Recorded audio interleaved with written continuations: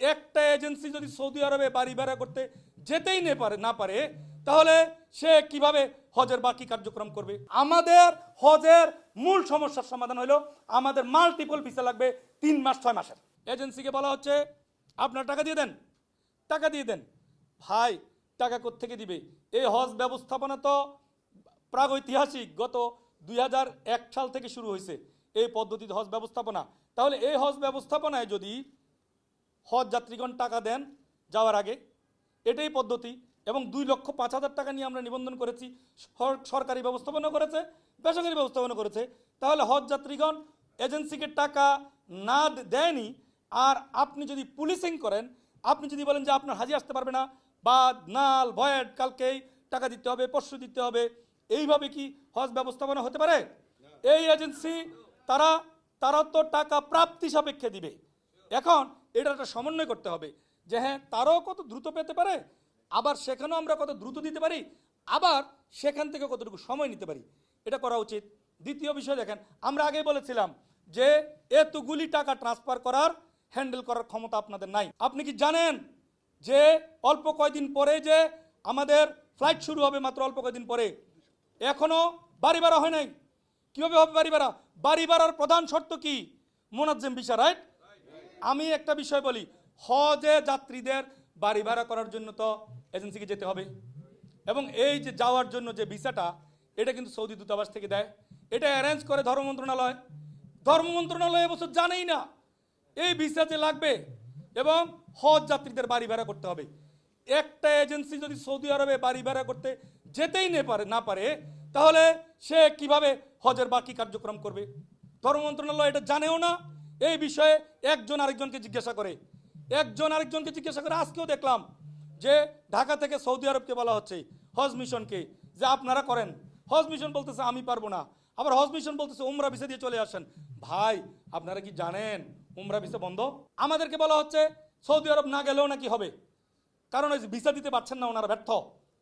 Visa দিতে ব্যর্থতার কারণে আমাদেরকে বলে না গেলেও হবে, আপনি উমরা ভিসায় যান, বিভিন্ন রকম বলে। অথচ একটি বিষয় জানাতে চাই, মাত্র 4,000 হাজি, ধর্ম বিষয়ক মন্ত্রণালয়ের সরকারি হাজি, 4,000 হাজির বাড়ি ভাড়ার জন্য সেখানে বাংলাদেশের কনসুলেট আছে, কনসুলেট একটা এমবাসির মতো, বাংলাদেশের হজ মিশন আছে, বহু কর্মকর্তা কর্মচারী আছে। তারপরও বিশাল বহর নিয়ে ধর্ম বিষয়ক মন্ত্রণালয়ের মাননীয় সচিব মহোদয় 2 সপ্তাহ ধরে সৌদি আরবে থেকে হজ যাত্রীদের বাড়ি ভাড়া করে আসলেন। তাহলে আমাদের এই এত বিশাল সংখ্যক হজ যাত্রীদের বাড়ি ভাড়াটা কি আপনি অবহেলা দেখছেন? তাদের ভিসা প্রয়োজন নাই, তারা যাবে না। বিচ্ছিন্ন কথা না বলে আগামীকালকের মধ্যেই এই বিষয়ে আপনারা সিদ্ধান্ত দেন যে এই হজ এজেন্সি কিভাবে মক্কা মদিনায় যাবে হজ যাত্রীদের বাড়ি ভাড়া করার জন্য। সকলের অবগতির জন্য জানাচ্ছি, বেসরকারি ব্যবস্থাপনায় বাড়ি ভাড়া হয় নাই। কিভাবে হবে? হজ যাত্রীদের অ্যাকাউন্টে বাড়ি ভাড়ার টাকা নাই। যে টাকা ধর্ম বিষয়ক মন্ত্রণালয়কে দেওয়া হয়েছে সেই টাকার সময় মতো ট্রান্সফার দিতে ব্যর্থ হয়েছে ধর্ম বিষয়ক মন্ত্রণালয়। আমাদের হজের মূল সমস্যার সমাধান হলো আমাদের মাল্টিপল ভিসা লাগবে 3 মাস 6 মাসের, যতবার খুশি আসবে এবং যাবে। এই কোনো কিছু দিয়া এটা সমাধান হবে না। এখনো পর্যন্ত হজ যাত্রীদের, যেটা আমি আগে থেকে বলছিলাম, মিনার লোকেশন এবং সার্ভিস প্রোভাইডার কনফার্ম করা যায় নাই। এখানে একটি বিষয় আমি উল্লেখ করতে চাই, প্রায় 28,000 হজ যাত্রী যারা সৌদি আরবের রিফাত কোম্পানিতে তালিকাভুক্ত, 28,000 হজ যাত্রীর মুজদালেফা অনিশ্চিত। মুজদালেফা একটি ওয়াজিব, হজের ওয়াজিব। এই ওয়াজিব বাদ দিয়ে হজ পরিপূর্ণ হবে না। অথচ এই বিষয়েও ধর্ম বিষয়ক মন্ত্রণালয়ের যে ভূমিকা থাকা দরকার ছিল, সেখানেও আমি মনে করি আরও বেশি তৎপর হওয়া প্রয়োজন। কারণ 28,000 হজ যাত্রী মানে আমাদের টোটাল হজ যাত্রীর মোর দ্যান 1/3।